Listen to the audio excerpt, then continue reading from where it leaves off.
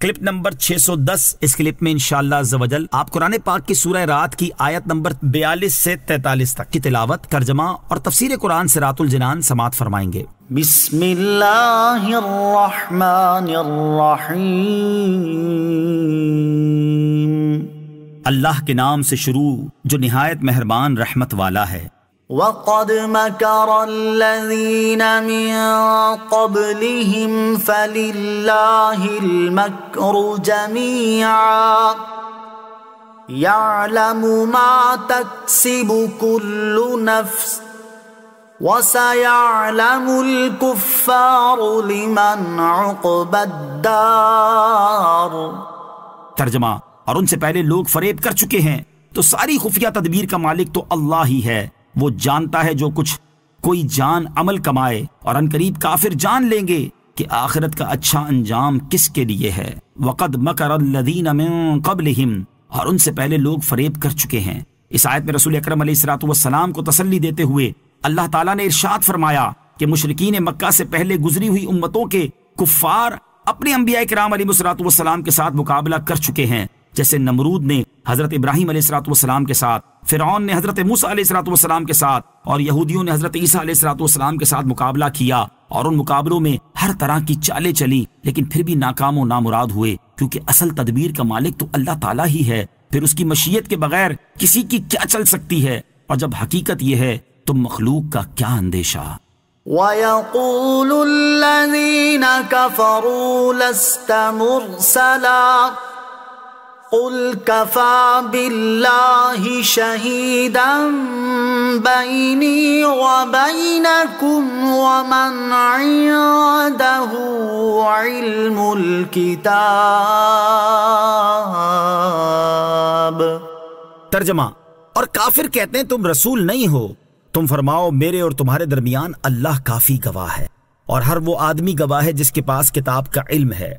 وَيَقُولُ الَّذِينَ كَفَرُوا، اور کافر کہتے ہیں جب کفار نے حضور اقدس علیہ الصلوۃ والسلام کے اللہ تعالیٰ کی طرف سے رسول ہونے کا انکار کیا، تو اللہ تعالیٰ نے ارشاد فرمایا کہ اے حبیب صلی اللہ تعالیٰ علیہ وسلم، آپ اپنی نبوت کا انکار کرنے والے کافروں سے فرما دیں کہ میرے اور تمہارے درمیان اللہ تعالیٰ گواہ کافی ہے، جس نے میرے ہاتھوں میں غالب کر دینے والے معجزات اور نشانیاں ظاہر فرمائیں، اور ان کے ذریعے میرے نبی ہونے کی شہادت دی۔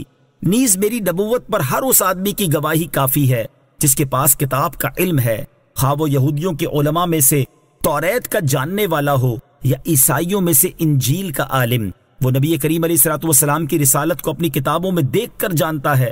ان علماء میں سے اکثر آپ علیہ الصلوۃ والسلام کی رسالت کی گواہی دیتے ہیں۔ علم کی افضلیت، اللہ تعالیٰ نے علماء کی گواہی اپنے ساتھ بیان فرمائی، اس سے علم کی افضلیت معلوم ہوئی۔ اس کے علاوہ اور آیات میں بھی اللہ تعالیٰ نے علم کی افضلیت کو بیان فرمایا ہے۔ چنانچہ ایک مقام پر ارشاد فرمایا، قال الذي عنده علم من الكتاب انا آتيك به قبل ان يرتد اليك طرفك۔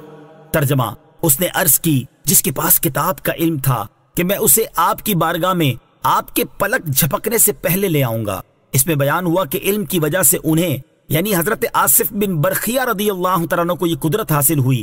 دوسرے مقام پر اللہ تعالیٰ ارشاد فرماتا ہے، وَقَالَ الَّذِينَ أُوتُوا الْعِلْمَ وَيْلَكُمْ ثَوَابُ اللَّهِ خَيْرٌ لِّمَنْ آمَنَ وَعَمِلَ صَالِحًا وَلَا يُلَقَّاهَا إِلَّا الصَّابِرُونَ۔ ترجمہ، اور جنہیں علم دیا گیا تھا انہوں نے کہا تمہاری خرابی ہو، اللہ کا ثواب بہتر ہے اس آدمی کے لیے جو ایمان لائے اور اچھے کام کرے، اور جنت انہی کو دی جائے گی جو صبر کرنے والے ہیں۔ اس میں بیان ہوا کہ آخرت کی عظیم قدر علم کے ذریعے معلوم ہوتی ہے۔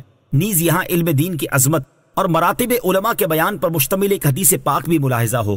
چنانچہ حضرت ابو درداء رضی اللہ تعالیٰ عنہ سے روایت ہے، رسول اللہ صلی اللہ تعالیٰ علیہ وسلم نے ارشاد فرمایا، جو شخص علم کی طلب میں کوئی راستہ چلے گا تو اللہ تعالیٰ اسے جنت کے راستوں میں سے ایک راستے پر چلائے گا، اور بے شک فرشتے طالب علم کی خوشی کے لیے اپنے پروں کو بچھا دیتے ہیں، اور بے شک عالم کے لیے آسمانوں اور زمینوں کی تمام چیزیں اور پانی کے اندر مچھلیاں مغفرت کی دعا کرتی ہیں۔ اور یقیناً عالم کی فضیلت عابد کے اوپر ایسی ہی ہے جیسے 14ویں رات کے چاند کی فضیلت تمام ستاروں پر ہے۔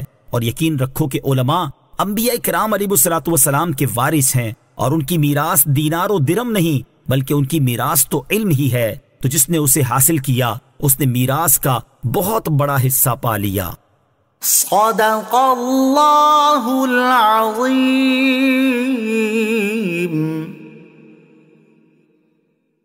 صلو علی الحبیب صلی اللہ تعالی علی محمد صلی اللہ تعالی علیہ وسلم۔